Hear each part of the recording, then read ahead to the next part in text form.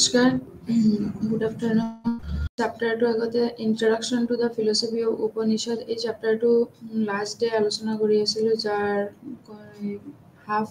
Portion বাকি আছিলে এইখিনি আজি কমপ্লিট কৰিম ইউনিট 5ৰ সো এইখিনি চেন্ট্ৰেল আইডিয়াজ অফ উপনিষদছ তাৰপিছত আত্মা ব্ৰাহ্মণ আৰু মোক্ষা এই পাৰ্টখিনি বাকি আছিলে যিবোৰ সেইদিনাখন আলোচনা কৰিব পৰা নাছিলোঁ So first of আমি central ideas of Upanishads মানে উপনিষদৰ কেন্দ্ৰীয় ধাৰণাসমূহ কি এইখিনি আমি আলোচনা কৰিম উপনিষদ জেনাৰেলি যিবোৰ আমি এদিনাখন আলোচনা কৰিছিলোঁ সেলফ এণ্ড বডি তাৰপিছত স্পিৰিট মেটাৰ এইবোৰ লৈয়ে আমি আলোচনা কৰিছিলোঁ যিবোৰৰ মিনিং এইটো একচুৱেলি যি ট্ৰু নলেজ আছিলে জ্ঞান এইটোৰ আৰু তাৰপিছত দ্য কেৰেক্টাৰ অফ দ্য যি কেৰেক্টাৰ অফ দ্য ৱৰ্ল্ড তাৰপিছত বণ্ডেজ এণ্ড লিবাৰেশ্যন এইবোৰ এণ্ড তাৰ মাজত এইবোৰে বস্তু যিবোৰ হাৰ্টৰ চল সেলফৰ লগত বডিৰ কি কানেকশ্যন হৈ আছিলে এইখিনি তাৰপিছত কিছুমানত ভাৰ্চেছ যেনেকা মন্ত্ৰজ এইবোৰৰ বা উপনিষদৰ মন্ত্ৰজ বা এইবোৰত কিছুমান ডায়লগছ আছিলে যিবোৰ টিচাৰ এণ্ড পিউপিল যেনেকা শিষ্য আৰু গুৰু আৰু শিষ্যৰ মাজত যিবোৰ তাৰপিছত যেনেকা পিতা আৰু পুত্ৰৰ মাজত হয় দেন ছুপাৰ নেচাৰেল কেৰেক্টাৰ যেনেকা হিউমেন বিংছৰ লগত কিছুমান যিবোৰ বস্তু কিছুমান আকৌ হিউমেন বিংছৰ লগত এনিমেলছৰ মাজতো কিছুমান এক্সপ্ৰেশ্যন এইবোৰ বস্তু যেনেকা বহুত এইবিলাক বস্তু যেনেকা ডায়লগৰ জৰিয়তে এই ডিষ্টিংশ্যনবোৰ ৰিয়েল আনৰিয়েলৰ মাজতো হয় তাৰপিছত কিছুমান সত্য কিছুমান মিথ্যা এইবোৰ যেনেকা যিবোৰ বস্তু উপনিষদৰ এই মেইনলি এইবোৰৰ পৰাই ডায়লগৰ বিলাকৰ পৰাই তাৰ ধাৰণাবিলাক আমি বুজিব পাৰোঁ যে ডায়লগৰ কিছুমান বস্তু ডায়লগৰ পৰাই আমি তেতিয়া যে তেওঁলোকৰ এংৰি বা হাংৰি যিবোৰ বস্তু এইবোৰে হওক যি ফিলিংছ এইবোৰ বস্তু বা সত্য মিথ্যা এইবোৰ আমি তেতিয়াৰে ডায়লগ সমূহৰ পৰাই মন্ত্ৰসমূহৰ পৰাই যিবোৰ আমি বুজিব পাৰোঁ সো মেইনলি হ'ল কি কিছুমান বস্তু আছে তাৰ মাজত যে তেতিয়া আছিলে এটা মাইণ্ড বস্তুটো কি আছিলে ঈশ্বৰৰ মতে আছিলে according to the Hindi religion soul is always কি হয় মানে আত্মা বস্তুটো যি আমাৰ মাইণ্ডৰ মাজত যিটো আছে এই বস্তুটো আমাৰ চাউলৰ পৰা আত্মা মেইনলি আমাৰ মাইণ্ডৰ পৰাহে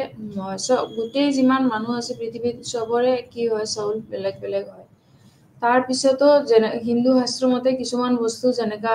মৃত্যুৰ পিছত আকৌ এই আত্মসংগত গুচি যায় বা কি হয় এই শাস্ত্ৰৰ মতে কি আছিলে আত্মা আকৌ বেলেগ এটা দেহত লৈ গৈ তেওঁৰ এটা শৰীৰৰ মানে এটা বডিৰ ৰূপ লয় আৰু এই আত্মাটো তেওঁ আগৰ জন্মত যি তেওঁ ভাল কৰিছিলে না বেয়া কৰিছিলে এইটো বস্তুৰ ওপৰতে নিৰ্ভৰকৈ সেইটো ৰূপটো লয় সো উপনিষদত মেক্সিমাম আল্টিমেট ৰিয়েলিটি লৈহে আলোচনা কৰা হৈছিলে আৰু ইনকুৱাৰীবিলাক তাৰপিছত এইবোৰৰ যি প্ৰচেছ যিবোৰ আমি ফিল কৰোঁ এইবোৰৰ প্ৰচেছবিলাক আৰু আত্মাৰ যিবিলাক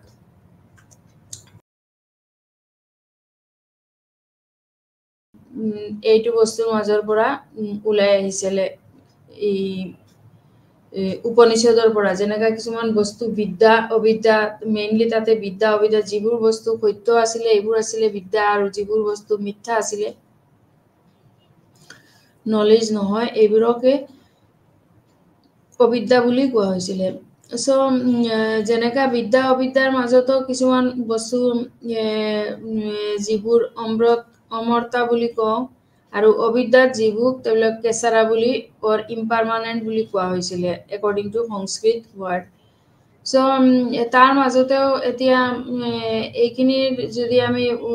ইয়াতে অকলে জাষ্ট পইণ্টখিনি দিয়া আছে বেলেগ ইমান এক্সপ্ৰেছ যিখিনি এইখিনি বস্তু এক্সপ্ৰেশ্যন দিয়া হোৱা নাই তো মেইনলি তাতে যি দুটা লেভেল আছিলে তাৰ দুটা লেভেলৰ মাজতো বিদ্য আৰু অবিদ্য এইখিনিৰ মাজতে যিবোৰ বস্তু নলেজবোৰ ভেলিড আৰু ট্ৰুথ হৈ আছে তাক বিদ্যা বুলি কোৱা হৈছিলে আৰু যিবোৰ সত্য নহয় বা অবিদ্য তাতে মেক্সিমাম যিবোৰ অলপ কনফিউজন থকা যিবিলাক আছিলে যেনেকৈ টাৰ্ম যিবিলাক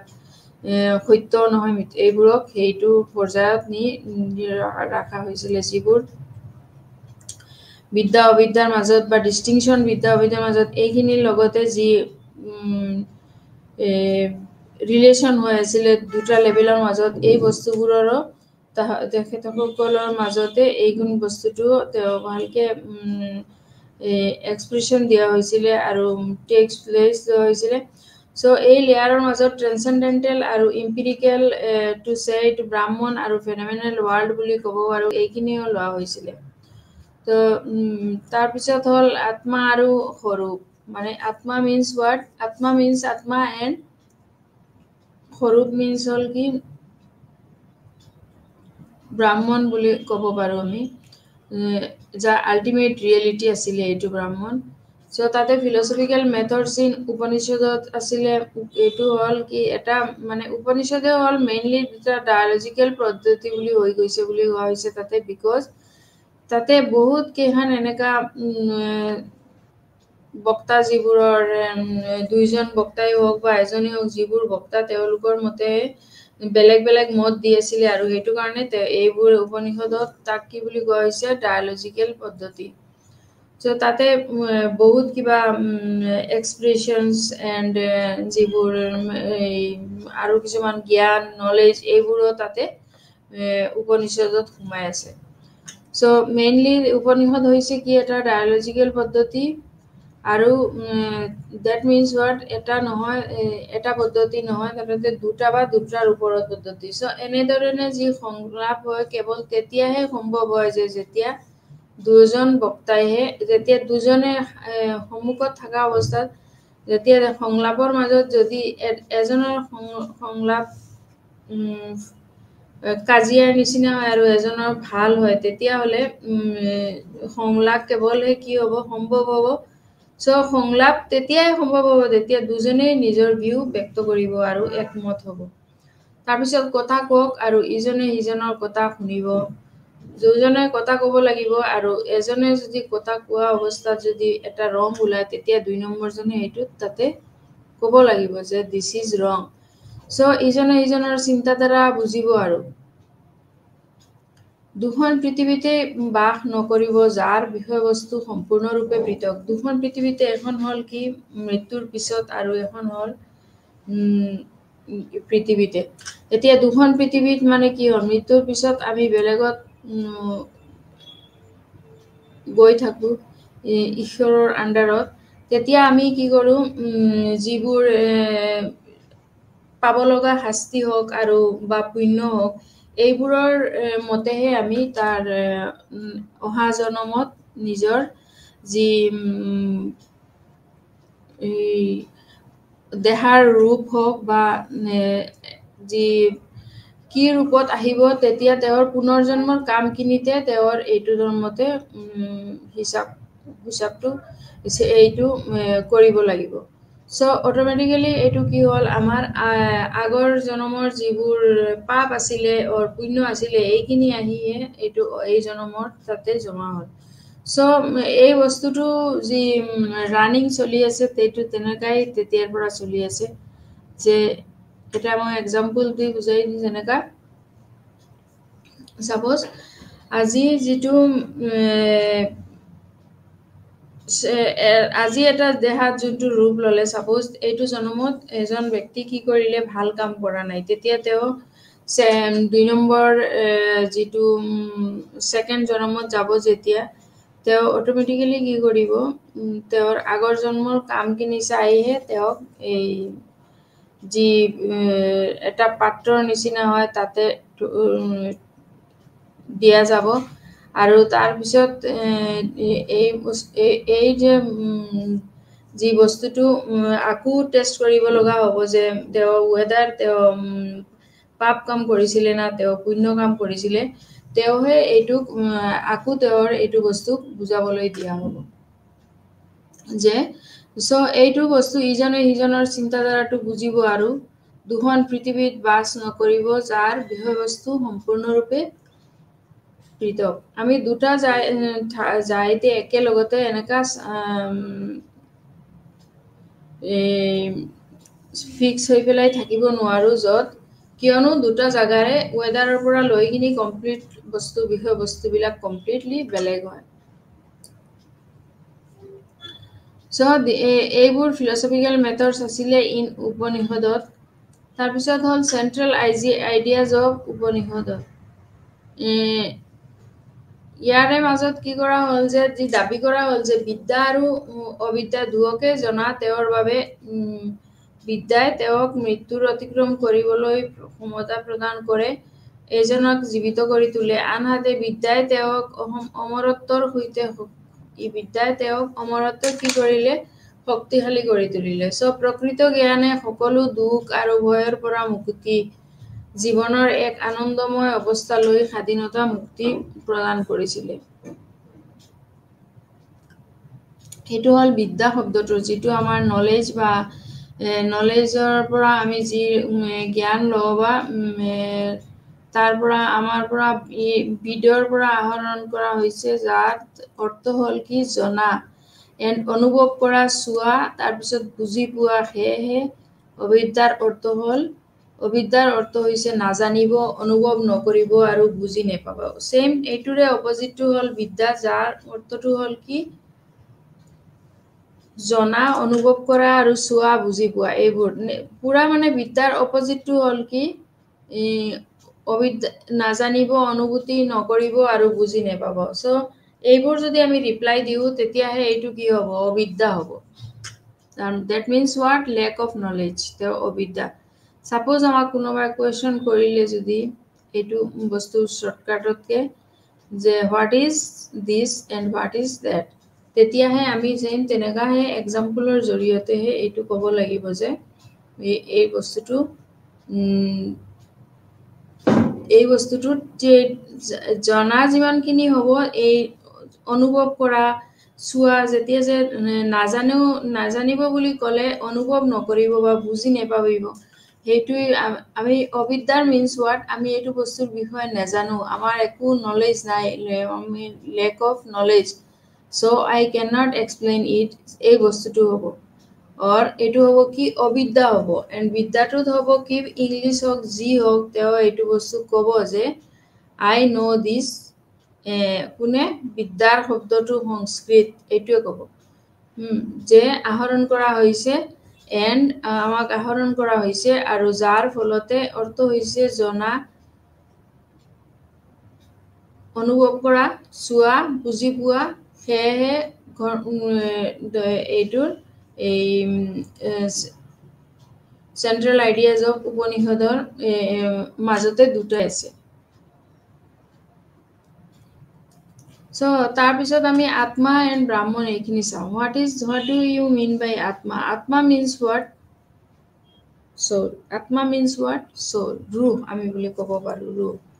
soulটো কি হয় গোটেই পৃথিৱীত যিমান আছে মানুহ চবৰ ভিতৰতে কি আছে এটা আত্মা আছে এণ্ড আত্মাৰ characteristics কি আছে বেলেগ বেলেগ আছে চবৰ ক'ত ডিপেন্ড কৰে এজন তেওঁৰ এইটো যি আত্মা এণ্ড প্ৰচিডিউৰ চেপ্টাৰ এইটোতে পাই যাবা সব so true nature of existence and particularly what is the true nature of our own being এই দুটাৰে মাজত যদি আমি ইন্টাৰভিউ ট্ৰিটমেন্ট ইন উপনিষদ কৰো দেন তাতে কি হ'ব ব্ৰাহ্মণৰ এই ইয়াতে উপনিষদতে বস্তুখিনি কৰা হ'ল উপনিষদৰ কাৰণে এইখিনি বস্তু কৰা হ'ল য'ত উপনিষদত কি হ'ল কিছুমান বস্তু যিবোৰ আত্মা হওক আৰু এই ব্ৰাহ্মণে হওক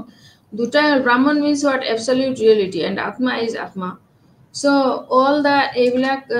যিবোৰ fourth layer হ'ল এইটো কি হ'ল জ্ঞানময়া সঁচা which is the seat of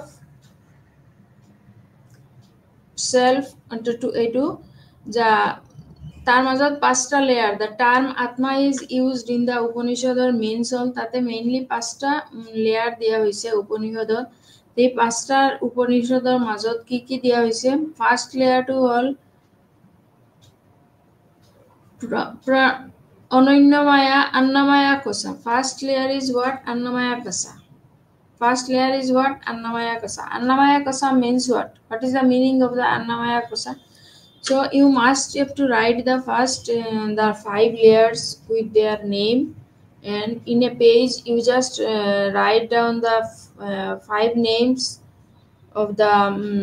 layer like this first layer second layer third layer fourth layer fifth layer sixth layer then you have to write the layer's name suppose in your book the first layer's name is what you see pranmaya then pranmaya etu hol ki first layer juntu hoy tar naam tu hol annamaya aku second layer tu hol ki অন্ন প্রাণ উপনিষদৰ first layer অনন্যমায়া কোষা বুলি এটো হলো food layer and that also এটো represent করে কি physical body প্রাণময়া কোষা এটো হল প্রাণময়া কোষা is the second layer mainly so এই পাঁচটা লেয়াৰৰ মাজত দুটা পাঁচটা লেয়াৰই দিয়া হৈছে আত্মাৰ then third layer is what Monomaya kosa that which signifies our mind monomaya kosa 3 number to hol ki monomaya kosa which signifies our mind and it acts as a source of our will amar ichha onichha eburor kotha etu e design kore ako then fourth to hol they are functioning like this and the fourth layer is what vigyanmaya kosa etu hol all of scientific so vigyanmaya kosa and the last ontological layer is anandamaya kosa which is the last theory layer boli kobo paru ami first layer second layer second layer third layer fourth layer so there are this keta hol fifth layer hol so these layers are again moi layers bilakor naam koi diu what are the layers the first layer is announced kosa then second layer is our physical body pranmaya kosa physical body hol then hol third to hol ki is the monomaya kosa and the fourth layer is the gyanamaya kosa and the fifth layer is anandamaya kosa represents the blissful actions of the kind and a structure of the self e gute khini hol ki atmar theory ebur jibur আমি এইখিনি নকোৱাকেও এইখিনিও হিহঁতৰ text বুকত যিকিটা short name দিয়া আছে তেনেকুৱা আমি ক'ব পাৰো সো এইবোৰ আছিলে কি আত্মাৰ 5টা লেয়াৰ দেন তাৰ পিছত হল কি এটো কি দাবী কৰিছিলে দাবী কৰে আকু যে বিদ্যা আৰু অবিদ্যা দুয়োকে জনাতেৰ বাবে বিদ্যা তেওঁক মৃত্যুক আক্ৰমণ কৰিবলৈ প্ৰদান কৰে আৰু প্ৰকৃত জ্ঞানে সকলো দুখ ভয়ৰ পৰা মুক্ত জানিব পৰামতে যিবোৰ মুক্তি এটা জীৱনৰ এক আনন্দময় অৱস্থাতি লৈ স্বাধীনতা মুক্তি প্ৰদান কৰে সো বিদ্যা শব্দটো হল সংস্কৃত মূল বিদৰ পৰা আহৰণ কৰা হৈছে এটা মূল বিদৰ পৰা আহৰণ কৰা হৈছিল আৰু যাৰ অৰ্থ হৈছে জনা অৰ্থাৎ কি কৰা চোৱা বুজি পোৱা সেহে অবিদ্যাৰ অৰ্থ হৈছে নাজানিব অনুভৱ নকৰিব আৰু বুজি নেপাব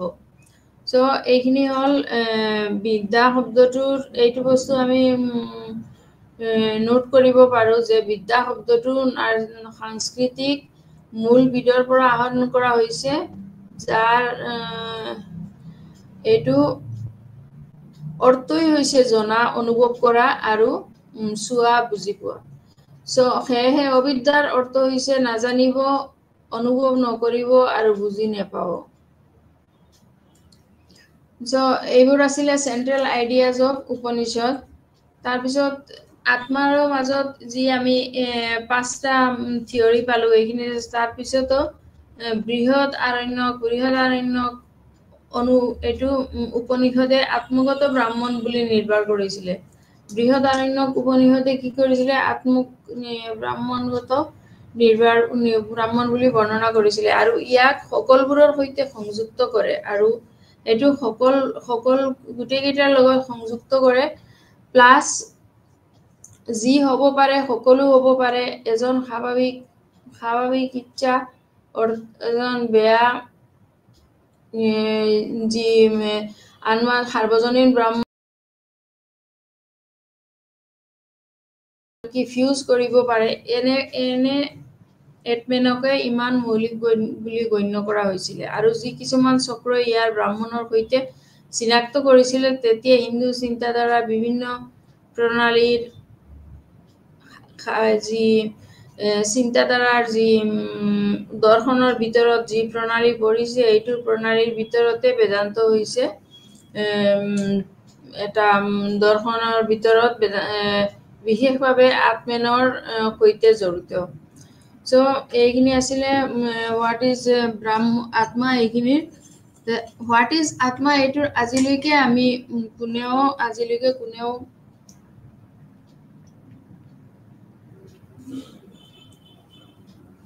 আত্মাৰ ডাইৰেক্টলি আনসাৰটো এটা স্যাটিসফ্যাক্টৰি আনসাৰ এইটোৰ পোৱা নাই যে বুদ্ধ অলসো যেতিয়া তেওঁ এইটো লৈ আলোচনা কৰিছিল তেওঁ তেতিয়াহে যিমান আলোচনা কৰিছে হিমানে এটাই আনসাৰ দিছে যে গীতা হল কি গীতাত যিবোৰ দিয়া আছে তাৰ মাজতে দুটা আত্মাৰ ঠাইটো হল আৰু ব্ৰাহ্মণ দুটাৰে ঠাই হল 5000 ইয়াৰ্স আগৰ পৰাহে বিফোৰ 5000 ইয়াৰ আগৰ পৰাহে এইবোৰ উল্লেখিত হৈ আছিল কিন্তু আজিৰ যুগত এতিয়া ম্যাক্সিমাম এটো সংস্কৃততে হৈ আছে আৰু তেওঁ তেতিয়া কোনো বেলেগ কোনো ৰিলিজিয়নি এই পৃথিৱীতে নাছিলে যে এইবোৰ বস্তুৰ জৰিয়তে আলোচনা বুদ্ধ বা নিৰ্বাণ বা জ্ঞান বা আত্মা এইবোৰ যে আলোচনা হ'ব বা এক্সপ্ৰেছ হ'ব তেনেকা সো ডাইৰেক্টলি তেতিয়াই ফাৰ্ষ্টত কি হ'ল এবসলিউট ৰিয়েলিটি ব্ৰাহ্মণ যে এই ব্ৰাহ্মণৰ গ্ৰুপটোকে তেওঁ নমাই দিলে আৰু এইবোৰ যেতিয়া ভালকে মিক্সিং আপ বা ফ্ৰুটস যেনেকা এই এবসলিউট ৰিয়েলিটিক মানে ব্ৰাহ্মণক যেতিয়া কিবা এটা ঘটনাৰ কাৰণে তেওঁক এই আত্মাৰ ওপৰতে ফোৰ্স কৰিব পাৰে যে আত্মা ইজ ৰং অৰ ডুইং ৰং তেতিয়া জাস্ট ইনফৰমেশন দিব পাৰে যে this things are wrong then you would have two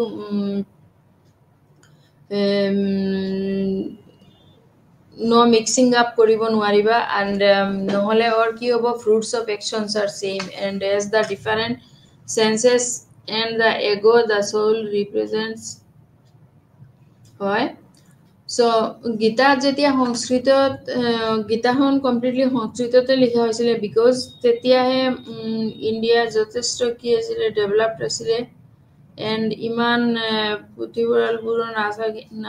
নাছিলে এণ্ড তেতিয়াহে যিবোৰ কিছুমান বস্তু যেনেকা কেইজনমান যেনেকা 5000 মান 5000 মান আছিলে মেম্বাৰ্স এণ্ড তেতিয়াহে যেতিয়া no one can see tell and when shall leave the আৰু কোনোবাই এইটো বস্তু কোনেও কাকো বুজিব নোৱাৰিব যে who enter in the different যে তেওঁলোকে কেনেকা এই বস্তুখিনি মেনেজ কৰিছিলে আৰু যেতিয়া এইবোৰ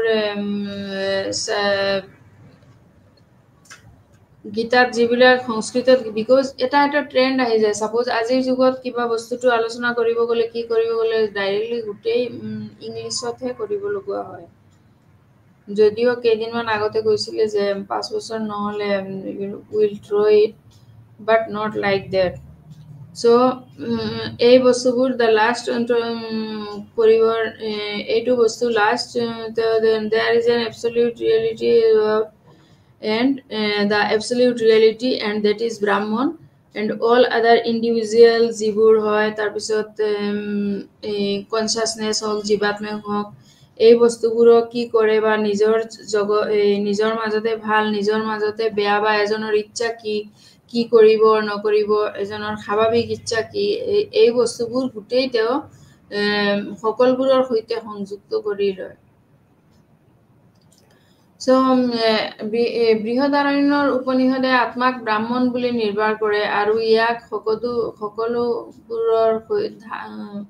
সকলোবোৰৰ সৈতে সংযুক্ত কৰে আৰু যি হ'ব পাৰে সকলো হ'ব পাৰে এজন স্বাভাৱিকৰ ইচ্ছা এজনৰ ইচ্ছা কি কৰে কি নকৰে নিজৰ মাজত ভাল বা নিজৰ মাজত বেয়া গোটেইখিনি তেওঁ উপনিষদৰ আত্মাক উপনিষদৰ চাউল যে তেওঁৰ তাতে আছিলে তাৰপিছত হল সেই আত্মাটোই হল কি সঁচাকৈহে ব্ৰাহ্মণ because he এতিয়াও কি আছে পিয়ৰ হৈ আছে and he is very pure so আত্মা হৈছে সাৰ্বজনীন ব্ৰহ্মৰ অংশ and আত্মা হৈছে সাৰ্বজনীন ব্ৰহ্মৰ অংশ যাৰ হৈতে ই কমিউন বা আনকি ফিউজ কৰিব পাৰে যি কৰিব পাৰে আৰু নকৰিব পাৰে ক্লোজ থাকিব পাৰে এইটো এটমেনৰ ইমান মৌলিক বুলি গণ্য কৰা অভিমান হৈছে সাৰ্বজনীন ব্ৰহ্মৰ অংশ আৰু যাৰ হৈতে ই কমিউন বা আনকি ফিউজ কৰিব পাৰে এটমেনক কৰিবলৈ এইটোহে ইমান মৌলিক বুলি গণ্য কৰা হৈছিল যে কিছুমান চক্ৰই ইয়াক ব্ৰাহ্মণৰ সৈতে চিনাক্ত কৰিছিল আৰু হিন্দু চিন্তাধাৰাৰ বিভিন্ন প্ৰণালীৰ ভিতৰতে বেদান্ত হৈছে যেইটো যি বিশেষভাৱে আত্মেনৰ সৈতে সম্পৰ্কিত এতিয়া গীতাত কিছুমান বস্তু যেনেকা দিয়া হৈছিল যে one can tell the whole things to his partner or to from his soul he can express from his soul but teneka Arjuna koa mote je there is Gita in the did not clearly Gita who is transfer and but the holy transfer june eigun bostu directly Gitat eigur bostut express hua nasile je চাউলটো এটা এজনৰ দেহৰ পৰা চাউলটো বেলেগ এজনৰ দেহলৈ গৈ থাকে যেতিয়া তেওঁৰ দেহটো মানে যেতিয়া তেওঁৰ মৃত্যু হয় তেতিয়া তেওঁৰ এইখন দেহ এৰি বেলেগৰ দেহলৈ গুচি যায় এইটো পিতাৰ আনন্দৰ মতে গীতাত লিখা আছে বাট একচুয়ালি গীতাত তেনেকা একো লিখা নাই গীতাৰ মাজত এইটো যি বস্তুটো এইটো লিখা আছিল যে তেওঁৰ মতে according to তেওঁৰ মতে এইটো কি আছিল যে এই চাউল এজন মানুহ মৃত্যু হোৱাৰ পিছত আত্মাটো কেনেকা আৰু এজনৰ বেলেগৰ দেহলৈ গৈ থাকে এই বস্তুটো চন্দ্ৰগুপ্তে কি কৰিছিল বহুত কেইঘণ্টামান ষ্টাডিৰ পিছতহে তেওঁলোকে কি কৰিলে এইটো বস্তুত যে দুজন যে টেনশন এইটো বডি এন্ড হোলি বুক যে এইটো হল আত্মা হল এটা কি দেহত ফাৰ্ষ্টত আত্মা দেহ এৰি দিয়ে তেওঁলোকে কৈছিলে কি আত্মা নিজৰ দেহ এৰি পেলাই বেলেগৰ দেহলৈ গুচি যায় যেতিয়া মানুহজনৰ মৃত্যু হয় কিন্তু মোক্ষ ব্ৰাহ্মণৰ মতে এইটো বস্তু আত্মা আৰু ব্ৰাহ্মণৰ চেপ্টাৰত এইটো বস্তুটো আৰু এগ্ৰি হোৱা নাই এইটো বস্তু যে এইটো হোলি বুক বাট তাৰ ট্ৰান্সফাৰটো কৰিব লাগিব হি সেড that আত্মাটো কি হয় দেহা আৰু দেহাৰ মাজত গৈ পেলাই নিজৰ যি আত্মাৰ কাৰণে যি বডিটো বনাব লাগে এইটো আত্মাই নিজেহে তৈৰি কৰে সো ইয়াৰ মাজত এই বস্তুটো অলপ ফাক আছে যে কিছুমান ডেন্সিটি কিছুমান যি ডিভাইন আছে নহয়, ডিভাইন মাইণ্ড, এইসকলৰ মতে দি চাউল ৰিপ্ৰেজেণ্টছ an idea of and divine, and the different souls are members of the supremes. And here the girl members of the Muslims all bahut not in Muslims or not in Hindus that atmas mainly punarjanam believed in Hindu philosophies mainly, Hindus cultures, but in there is no punarjanam in Islamic যি ফিলচফিৰ মাজত যিটো মাইণ্ডৰ চৌলৰ part আছে, এইটো পাৰ্টত সেইটো বস্তুত পুনৰ্জন্মটো নাই। বাট in Hindu philosophy there is in culture there is a atma which transfer the body after the body is expired, and এইটোতে লেখকৰ ৰাইটাৰৰ এটা গেপ থাকি গ'ল। ৰাইটাৰৰ মতে ইয়াতে কি হ'ব লাগিব যে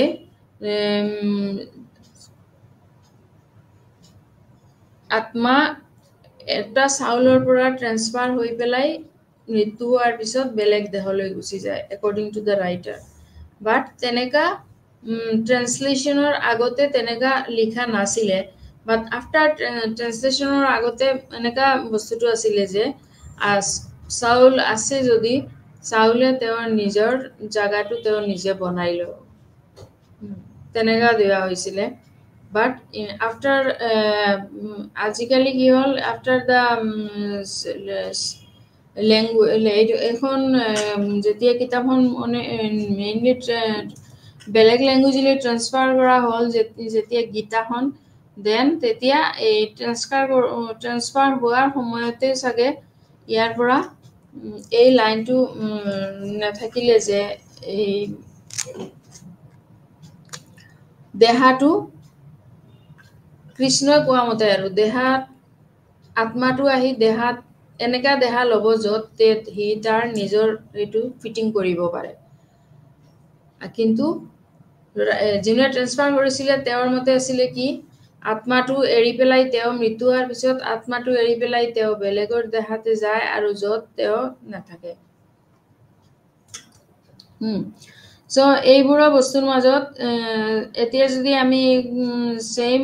কিছুমান বস্তু এক্সাম্পলৰ কাৰণে ল'ব পাৰোঁ,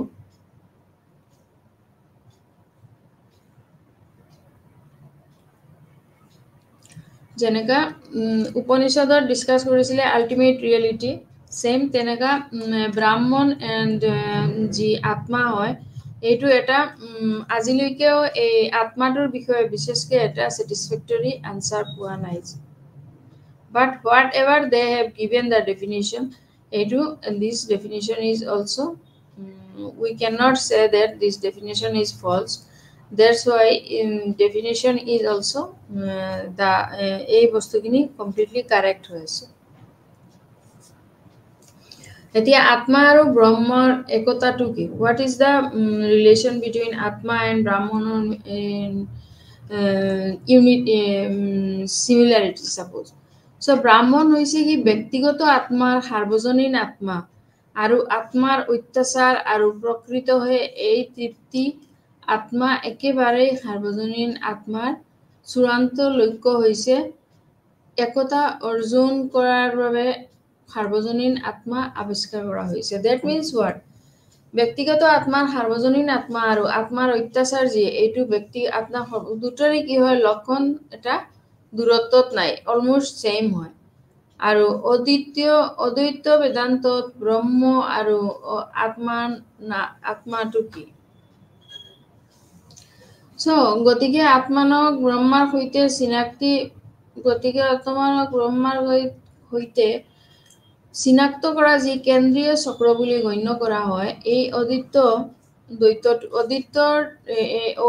বেদান্তই আত্মাৰ ব্ৰহ্মৰ অংশ হিচাপে নহয়। Brahma means what? Ultimate reality. ব্ৰাহ্মণ means what? Ultimate reality. যিটোৰ পিছত আৰু কি হয়? Absolute reality বুলি ক'ব পাৰোঁ। the individual as the world. এইটো absolute as long as the world's manifestation is functioning. তাতে কি হয় কোনো mixing of fruits of action নাই, as the different individual selves are kept. যদি তাতে বেলেগকে রাখা হয়েছে, then they are all different souls, and this soul represents an idea of the divine mind. এই সাউলে কি করে আত্মাটো, আমাৰ যেটো সাউল আছে এইটোই কি কৰিব আমাৰ আত্মাক চলাই থাকিব। এন্ড যি আমাৰ মাইন্ড হয় মাইন্ডটো কি হ'ব, সো এই সাউলটোকে আমি ক'ব পাৰো যে এটা ডিভাইন ক্ৰিয়েটৰ যি is existence. So there is no preference of any object or consciousness or bliss, তাতে কোনো কি নাই, কনসিয়াসনেসৰ কোনো স্থানে নাই। সেটা কিছুমান উপনিষদ আছে যিবোৰ যে বেলেগ উপনিষদ যেনেকা বেতাপত্ৰ উপনিষদ, এইটোৰ মতে কি আছিল, the limitable Brahman is derived from this limitative counterfeit, and it is also through which এইটো কি হ'ব যি সেলফ পারফরমেন্স হোক বা বর্তমান যুগত যিবিলাক এটা এক্সাম্পল আমি জাস্ট লব পাৰো যে যদি আমি এটা ওয়াটাৰ জাৰ্স আৰ এটা যদি আমি লওঁ আৰু সেটো যদি সান মিৰৰতে কাউন্টলেস শিটস অফ ওয়াটাৰ পাই যাম, সানৰ মিররত যদি আমি এটা গ্লাস ওয়াটার লৈ যাওঁ তেতিয়া কি হ'ব, সানটো রিফ্লেক্ট হৈ পেলাই thousands of lakhs many of কি হ'ব বিকিৰ এইটো বিকশিত হৈ যাব। So there is an absolute reality that is Brahman, and all other individuals in the world whose reflections is one of the supreme Brahmans and absolute Brahman and supreme Brahman is the one of the underlying substance of the universe, যেটো আমি ক'ব পাৰো, and that absolute being is also absolute beings are also what? So there is no absolute reality that Brahman and all other individuals in the world of the reflection of the one supreme Brahman. So গতিকে আত্মাক আমি ব্ৰহ্মাৰ সৈতে যদি চিনাক্ত কৰি যাওঁ তেতিয়া কেন্দ্ৰীয় চক্ৰ বুলি গণ্য কৰা হয়। অদ্বৈত বেদান্তই আত্মাক ব্ৰহ্মাৰ অংশ হিচাপে নহয়, যি অৱশেষত ব্ৰাহ্মণলৈ বিলীন হয় কিন্তু সমগ্ৰ ব্ৰহ্মৰ দৰেই বুজি পায়। এজনে বুজিব লাগিব যে ব্যক্তি আত্মা যি সীমিত আৰু তাৰ প্ৰতিটো শৰীৰত এটা ব্ৰাহ্মণৰ দৰে একে হ'ব পাৰে। সো গতিকে অনুমানক ব্ৰহ্মাৰ সৈতে চিনাক্ত কৰা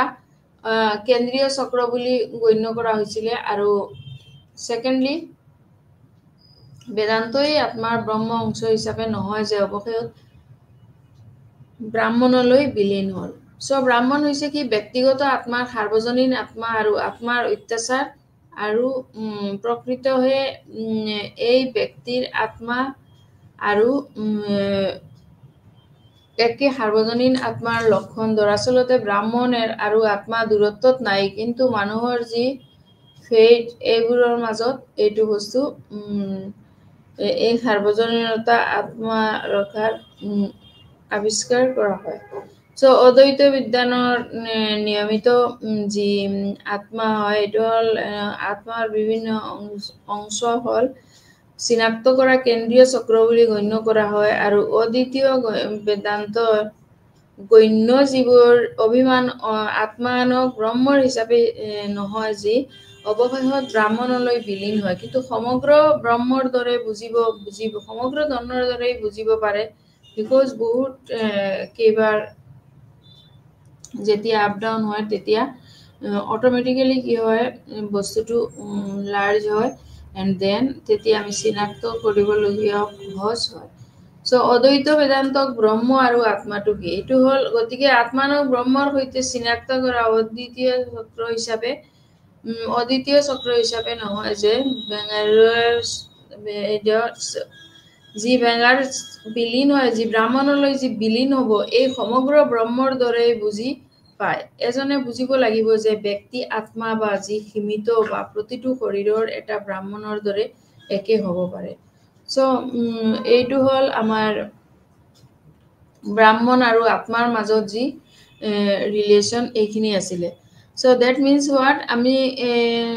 soul enters to ক'ত dilute হয় no one can tell this next time so undergo to the back and then Kamaksha is did Kamakshaৰ মতে কৃষ্ণৰ মতে কি আছিলে এইটো তেওঁৰ মতে আছিলে যে কৰ্ম যেনেকা কৰিবা ফল তেনেকা কৰিবা যদি পাপ কৰি যোৱা তেনেহলে পাপৰ ফলত গৈ চাউলটো চেম আত্মাটো গৈ কি হ'ব পাপৰ ৰূপ নলয় যেনে পাপৰ শাস্তি নলব তেওঁ ডাইৰেক্টলি এইটো এৰি পেলাই ডাইৰেক্টলি তেওঁ কৰ্মটো এটা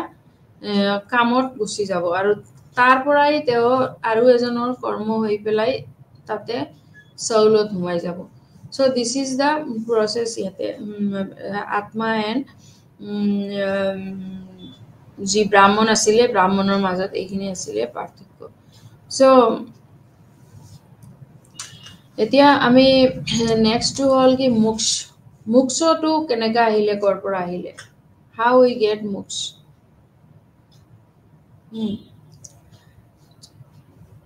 মোক্ষ এইটো শব্দটো হৈছে কি জীৱন মৃত্যু আৰু পুনৰ্জন্মৰ চিৰন্তন চক্ৰৰ পৰা মুক্তি মোক্ষ শব্দটো হ'ল জীৱন মৰণ এণ্ড যে পুনৰ্জন্মৰ চিৰন্তন চক্ৰৰ পৰা মুক্তি মানে এইবোৰৰ পৰা যেতিয়া জীৱন আৰু মৃত্যুৰ পৰা মুক্তি হৈ পেলাই যাব তেতিয়াহে তেওঁ হিন্দু ধৰ্ম পালন কৰা এজন ব্যক্তিৰ এইটোই সৰ্বোচ্চ লক্ষ্য হয় মোক্ষ সংস্কৃত শব্দ শ্লেষমাৰ দ্বাৰা আহৰণ কৰা হৈছে যাৰ অৰ্থ হৈছে মুক্ত কৰা ভাৰতীয় সংস্কৃতিত মুখ্য শব্দটোৰ আক্ষৰিক অৰ্থ হৈছে সম্ৰাৰ পৰা মুক্তি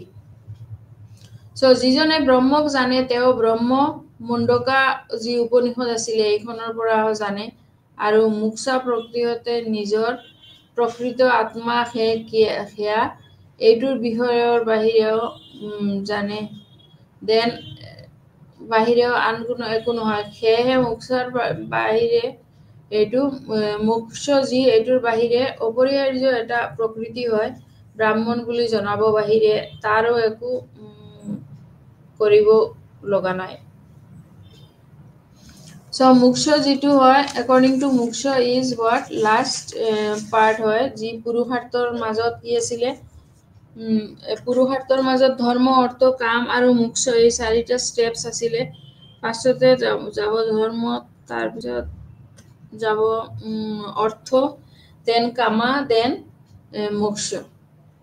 সো এই মোক্ষৰ মাজত যিবোৰ মেইনলি হল দুখৰ পৰা মোক্ষ এটা হল কি হল অস্তিত্বৰ যেটা অৱস্থাহে যত প্ৰকৃত কি হ'ব দুখৰ পৰা আঁতৰি থকা আনন্দ প্ৰাপ্তি কৰিবা যিবোৰ হল কি আনন্দ প্ৰাপ্তি কৰিবা তাৰ পিছত আনন্দ প্ৰাপ্তৰ পিছত মোক্ষটো যেতিয়া আমি কিয় দুখ পালো বা পাপ কৰিলে নৰক বা পুণ্য কৰিলে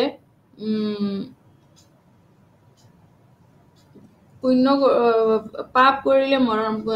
পুণ্য কৰিলে পাপ কৰিলে নৰকত যাব লাগিব আৰু পুণ্য কৰিলে স্বৰ্গত যাব লাগিব পুণ্য কৰিলে আমি স্বৰ্গত যাম আৰু পাপ কৰিলে আমি নৰকত যাম এই বস্তুটোৰ পৰাইহে মোক্ষ শব্দটো আহিছে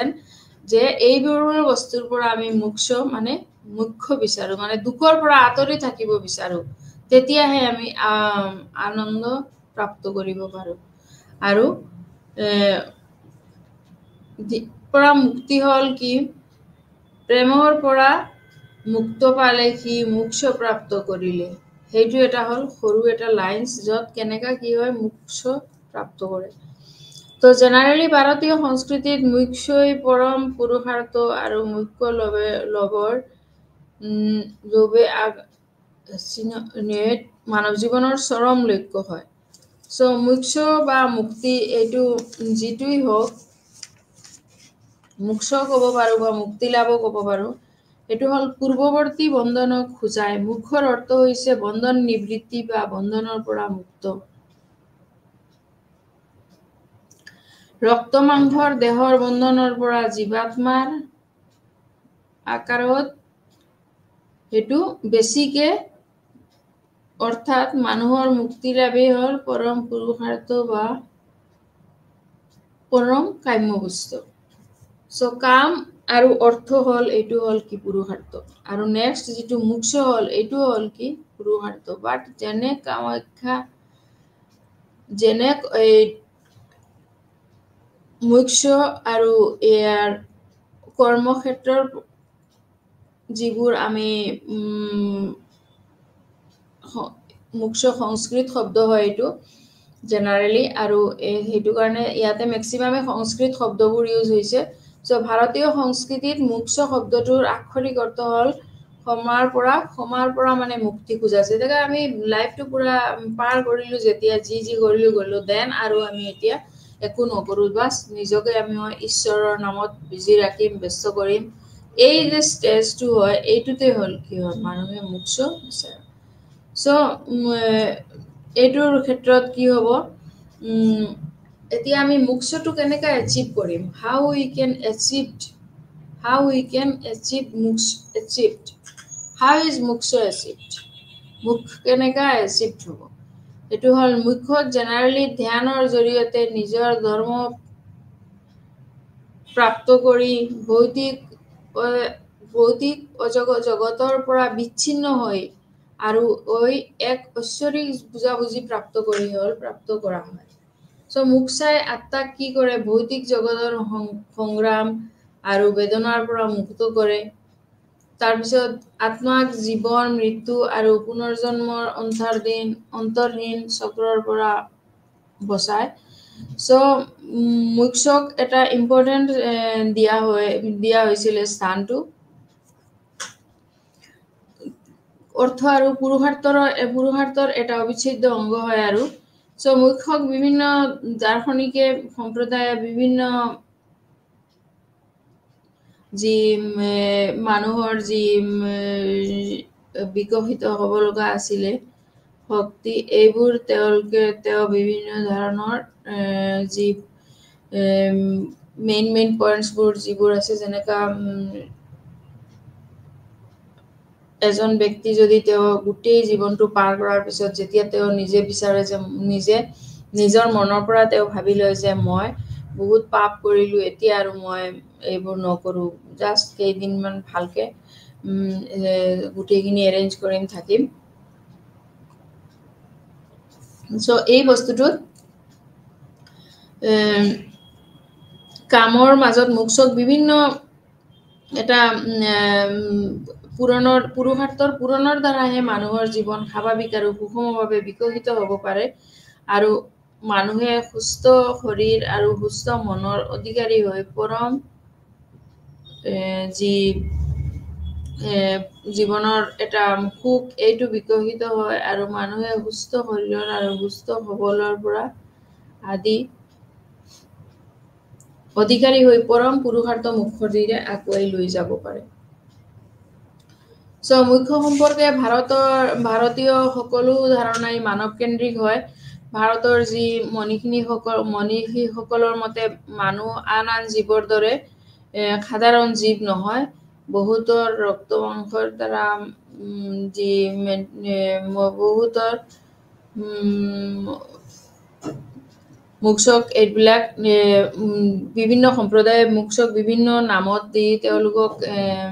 নাম দিছিলে, যেনেকা নিৰ্বাণ, কৈবল্য, মুক্তি, উপসৰ্গ, আত্মোপলব্ধি আদি ইত্যাদি। চ' বিভিন্ন ধৰণৰ নামত দি মোক্ষক এইখিনি ধ্যান কৰিছিলে। তাৰপিছত মেইনলি হ'ল মোক্ষ সম্পৰ্কে ভাৰতৰ সকলো ধাৰণাই হ'ল মানৱকেন্দ্ৰিক। ভাৰতীয় মনীষীসকলৰ মতে ভাৰতে আন জীৱৰ প্ৰতি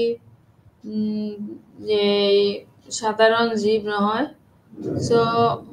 মানুহ ৰক্ত মাংস বা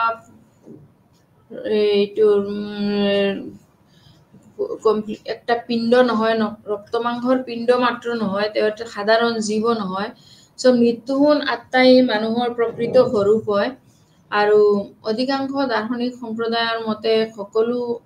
মানুহৰ অন্তৰতে একমাত্ৰ আত্মাহে বিদ্যমান আৰু সেই আত্মা নিত্য শুদ্ধ আৰু নিত্য বুদ্ধ নিত্য মুক্ত চৈতন্য স্বৰূপ হয়।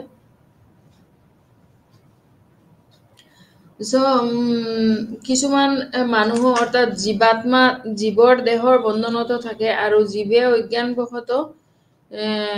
দেহ আৰু আত্মাৰ যি মিল এইটোৰ পৰাহে আকৌ যেতিয়া সেপাৰেশন হ'ব মানুহৰ দেহাৰ পৰা আত্মা চাউল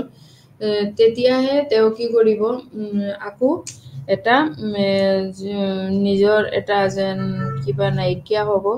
তেনেকা এটা বস্তুত তেওঁ ফিল কৰে আৰু এইটোৰ এটা অভাৱটো এইটোৱে থাকি যায় আৰু এই বস্তুটোৱে হ'ল কি অজ্ঞানতা বা অবিদ্যাই পৰামৰ্শ যেন তাৰপিছতো কি হ'ল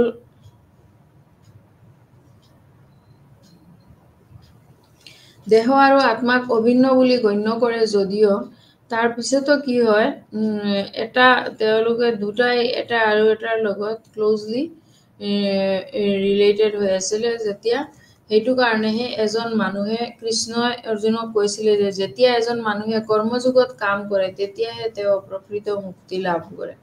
That means what? কৰ্মযোগত means কাম কৰা means what? There is a some physical activities by which যেবোৰৰ জৰিয়তে কি হয় কিছুমান কাম কৰিব লগা প্ৰব্লেম হয় এণ্ড যিবোৰ কৃষ্ণই অৰ্জুনক কয় যে যেতিয়া মইহে এজন মানুহে কৰ্মযোগত কাম কৰে তেতিয়াহে তেওঁ প্ৰকৃত মুক্তি লাভ কৰে যেতিয়াহে প্ৰকৃতহে তেওঁ কাম কৰিব তেতিয়াহে তেওঁলোকে মুক্তি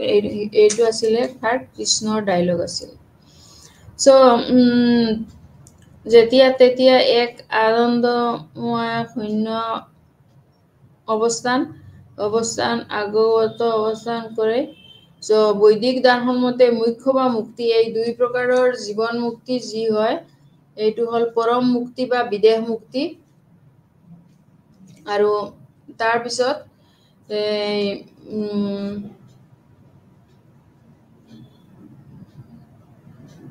সকলো প্ৰকাৰৰ কৰ্ম সংস্কাৰৰ পৰা মুক্ত হৈহে জন্ম মুক্তিৰ পৰায়ণৰ পৰা আনন্দময় বা চৈতন্যময় বা আনন্দঘন এইবোৰ অৱস্থাত অৱস্থান কৰে। চ' বৈদিক দাৰ্শনিক মতে মুখ্য বা মুক্তি দুই প্ৰকাৰৰ মোক্ষ মিন্স মুক্তি মানে ফ্ৰী ফ্ৰম দা চাউল ফ্ৰী আৰু মাইণ্ড ফ্ৰী তেনেকা হ'ব পাৰে। চ' মুক্তি হৈ পেলাই আত্মাৰ স্বৰূপ উপলব্ধি কৰা আৰু অৱস্থাকে জীৱন মুখ্য কৰা। চ' বিদ্যা অৰ্থাৎ প্ৰকৃত জ্ঞানৰ যি বিদ্যা আৰু অবিদ্যা যিবোৰ বিদ্যা যিটো হ'ল আমি জ্ঞান পাওঁ আৰু য'ত জ্ঞান নাই সেইটো হ'ল কি অবিদ্যা। চ' কিছুমান বস্তুত তেনেকা আমাৰ যিবোৰ আত্মাৰ পৰা যায় সেইটো বস্তু আমি মাইণ্ডকো দিব লাগিব বিকজ আত্মাটোৰ ভাষাটো আমি চবৰ ভিতৰত যোনটো আত্মা হয় এই বস্তুটোৰ কি হয় বস্তুবোৰ বেলেগ বেলেগ হয় এণ্ড এইটো বস্তুটো কি হয় তেওঁলোকে এটা বক্সৰ মাজতে আছিলে যি এই আত্মাটো পুৰা যেনেকা আমাৰ মাইণ্ডটো এটা বক্সত যদি বুলি ভাবোঁ আমি তাতে তাৰ ভিতৰতে কি কৰিব এইটো আত্মাটো থাকি যাব চাউল আত্মা যি হয় তাৰপিছত এই বস্তুটো যেতিয়া এজন মানুহে মৃত্যুবৰণ কৰিব তেতিয়া ইয়াৰ পৰা গীতাত তেনেকা লিখা আছিলে ইয়াৰ পৰা ওলাই যায় গৈখিনি কি হয় তাত তেওঁ যেতিয়া বেলেগৰ এটা মনটো লৈ সি নিজৰ এটা আত্মা সেই বস্তুটো প্ৰচেছটো চলি আছে আত্মা এণ্ড দেহা বস্তুটো চলি আছে ৰানিং হৈ আছে তাৰমানে সিহঁতে পৃথিৱীত আহি আছে আকৌ পৃথিৱীৰ পৰা গৈ আছে আকৌ পৃথিৱীলৈ আহি আছে পৃথিৱীলৈ গৈ আছে চ' এই বস্তুটো কৃষ্ণই বিচাৰিছিলে যে কৰ্মফলৰ হিচাপত অহা পুনৰ্জন্মটো লাভ কৰাটো কৰ্মফলৰ হিচাপতে হ'ব যেতিয়া ভাল কিবা কাম কৰিলে তেতিয়া ভাল ভালকে ভাল ৰূপত দেহাত লৈ পুনৰ্জন্ম হ'ব আৰু যেতিয়া বেয়া কাম কৰিলে বা যিবোৰ পাপ কাম কৰিলে এইবোৰ কৰিলে কি হ'ব আকৌ চাফাৰ কৰিব লাগিব তেওঁৰ কৰ্মৰ অনুযায়ীহে তেওঁৰ পুনৰ্জন্মটো হ'ব এই বস্তুটো কৃষ্ণই বুজাই দিছিলে আৰু অৰ্জুনকো এই বস্তুটো ভালকে বুজাই গৈছিলে যে অৰ্জুন আছিলে কি ৰাজকুমাৰ আছিলে চ'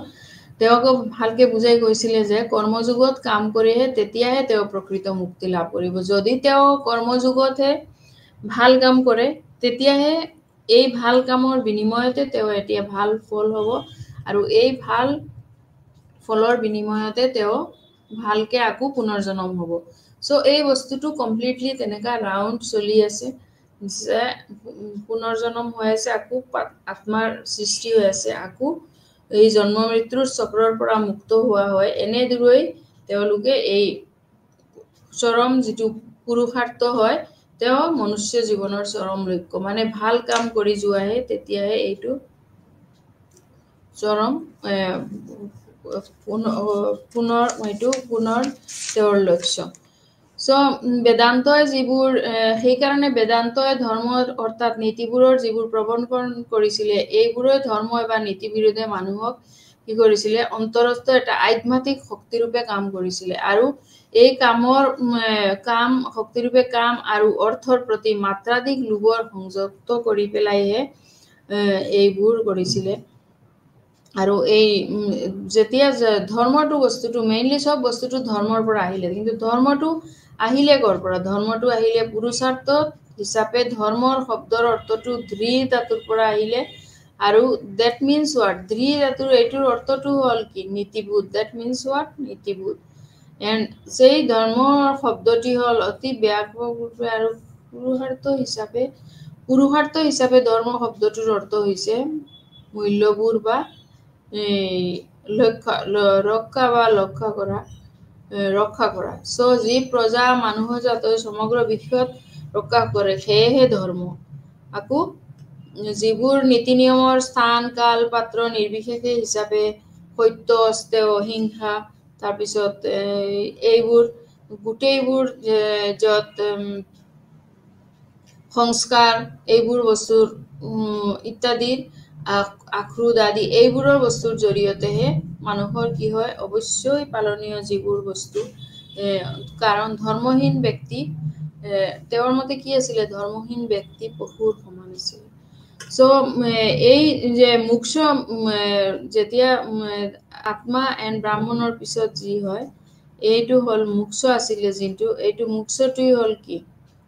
এইটো এটা পুৰুষাৰ্থৰ পাৰ্ট আছিলে চ' ভাৰতত যিমান মুনি ঋষিসকলে কাম বা মানুহৰ জৈৱিক প্ৰবৃত্তি এইবোৰৰ জৰিয়তে যিবোৰ প্ৰত্যক্ষ অভিজ্ঞতাৰ জৰিয়তে যিবোৰ কামৰ উদ্ৰেক হয় তাৰ পিছতে আহে অৰ্থ যিবোৰ অৰ্থ আহিব আৰু তাৰ পিছতে বেদান্ত মতে হ'ল মানুহৰ বৈধ বৃত্তি হ'ব তাৰ প্ৰথমতে কাম আৰু অৰ্থৰ আলোচনা যিবোৰ অৰ্থৰ আলোচনাৰ পিছতহে কি হ'ল পুৰুষাৰ্থৰ অন্তৰ্গত কেৱল এইটো সংযত আৰু সুনিয়ন্ত্ৰিত কামেই হ'ল পুৰুষাৰ্থৰ অন্তৰ্গত চ' এই ভাৰতৰ যি ঋষিসকলে মানুহৰ আত্মজ্ঞানৰ এই লক্ষ্য বা লক্ষ্য পূৰণৰ পন্থাৰ ভাবি এই পুৰুষাৰ্থৰ তত্ত্বটো সূত্ৰকাৰে নিষিদ্ধ কৰিছিলে আৰু এইটোৰ নিষিদ্ধ এই উপনিষদৰ জৰিয়তে বা যি বেদ উপনিষদ এইবোৰৰ জৰিয়তে যি মানুহৰ যি এটা কৰ্মৰ যি অভিজ্ঞতা হয় যি ভাল কাম কৰিবৰ কাৰণে এটা প্ৰয়াস বা তেওঁলোকৰ মনৰ এটা যে হেঁপাহ যে মই ভাল কাম কৰিম যাতে নেক্সট জন্মত আৰু ভালকে ফল ভোগ কৰিব পাৰোঁ আৰু এই ফল ভোগ কৰাৰ প্ৰবৃত্তিটোই হ'ল আশা নেক্সট জন্মত তেওঁৰ আশা আকাংক্ষা পূৰণৰ যি প্ৰয়োজন সেইটোৱে ভাৰতৰ যি মুনি ঋষিসকলে কাম বা মানুহৰ জৈৱিক প্ৰবৃত্তি এইটো পূৰণৰ যি ইচ্ছা এই পুৰুষাৰ্থৰ জৰিয়তে যিবোৰ অন্তৰ্ভুক্ত কৰিছিলে এইখিনিৰ তেওঁলোকৰ মতে মানুহৰ জীৱন সুষম এটা বিকাশৰ বাবে যি জৈৱিক প্ৰবৃত্তিবোৰৰ যি উপভোগ বা আশা কৰিছিলে সেইখিনিও তেওঁলোকে বিস্তাৰিতভাৱে এই উপভোগ কৰি দিছিলে সো এইখিনি চেপ্টাৰটো মোৰ আজি কমপ্লিট হ'ল থেংক ইউ নমস্কাৰ